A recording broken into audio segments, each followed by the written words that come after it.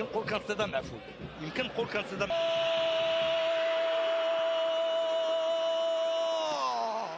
جول.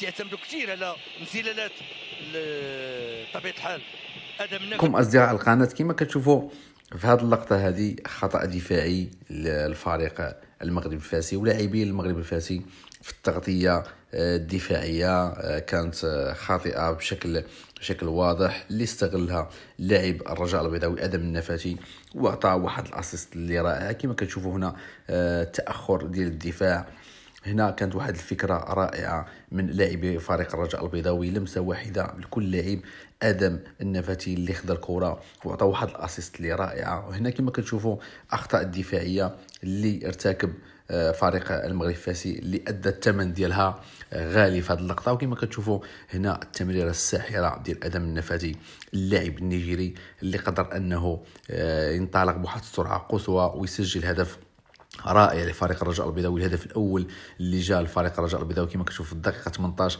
سجل فريق الرجاء البيضاوي هدف رائع. كما شاف لكم هذه اللقطه من هذه الزاويه اللي صعيب صراحه انك تحكم فيها او لا تجزم فيها وتقول ان هذا تسلل واضح، ولكن التمريره اللي كانت مليمتريه والهدف اللي كان رائع فريق الرجاء البيضاوي. ماتياس اويوزي النيجيري 27 سنه ينسى الزئبق، يثق في قدراته تحليل بسيط، نتمنى انه ينال الاعجاب ديالكم. ما تنسوناش بالاشتراك ودعمنا الى عجبكم المحتوى. قناه مول البالون كترحب بكم وبارائكم، نتمنى ان هذا الفيديو هذا ينال الاعجاب ديالكم.